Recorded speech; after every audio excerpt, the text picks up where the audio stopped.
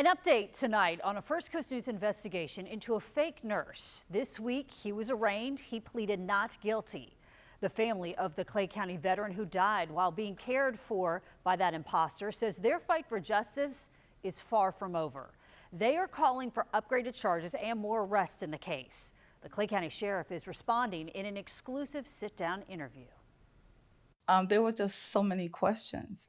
It's been 7 months since Kinsworth Moody, a 69-year-old Marine veteran, died at his Fleming Island home. And I want another medical examiner to look at this case. Moody, who required around-the-clock skilled nursing care, died in October. His last hours were captured on the camera inside his bedroom. You can see after he's gasping for air, the nurse or alleged nurse goes up to him, messes with his trach, and that is, at that point, his only airway. Just weeks after we first shared the Moody story, 2 arrests in the case were made. The man in the video, Julian Williams, and his fiancée, Alexia Irwin. Both were working for Bright Star Care of East Jacksonville, Neptune Beach at the time of Moody's death. And both are now charged with 16 counts of practicing without a license and fraud. According to Irwin's arrest warrant, the franchise owner told police that she manipulated the schedule and payroll system to make it appear a licensed nurse was caring for Moody. We wanted a more harder charge because we felt like he didn't do anything. He could have called 911. He could have woke me up. This 60-page Agency for Healthcare Administration report says the delay in emergency care and lack of skilled nursing services resulted in the unanticipated death of the patient. We just feel like the whole case was neglected. It wasn't diligently being worked on. We took their concerns to the Clay County sheriffs and lead investigators. So to the family who feels like the Sheriff's Department dropped the ball, in their words, what's your response to them? All indications at the time were it was a natural death. That's what we were going on.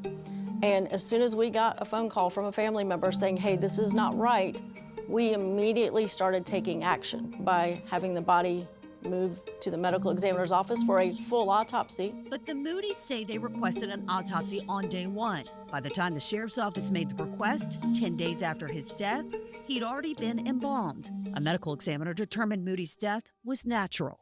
It's manslaughter. It's so beyond the rim of human decency. Nobody was in that room that could definitively say, this is exactly when that distress happened.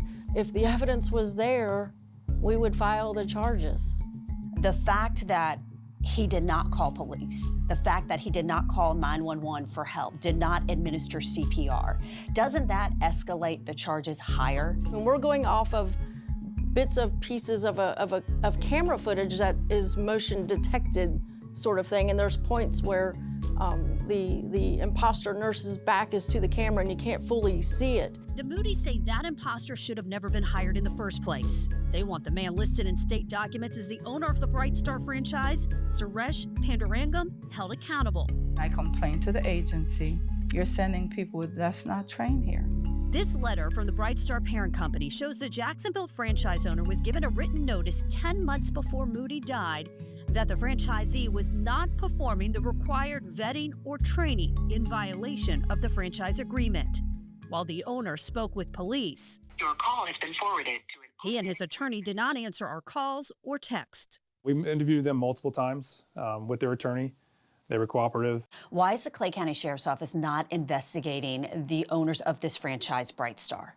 At this point, based upon the evidence that we have, there's nowhere to go with it. The sheriff says her office is committed to justice. We're not opposed to upgrading charges if somebody has evidence, but it has to be factual evidence. The Moody's believe there is ample evidence to show their loved one would not have died. Not that day. Not the day he died. Had he had skilled nursing care. We're suing the franchisee as well as the franchisor. And Mr. Moody and his family have a right to justice, and we'll let the jury tell them what the truth is. Now, Bright Star did not respond to our request for a comment for this story. The sheriff told me that the VA is investigating the company. We did reach out to the VA's Office of Inspector General. They told me they don't confirm or deny any ongoing investigations. And the Moody's are now asking the Florida Department of Health for another medical examiner to review this case. They want his death to be ruled undetermined instead of natural. As for the two arrested who you see right here, Julian Williams is due back in court next month. Alexia Irwin has not yet been extradited from Michigan, where they were arrested, and we will continue to follow this case closely.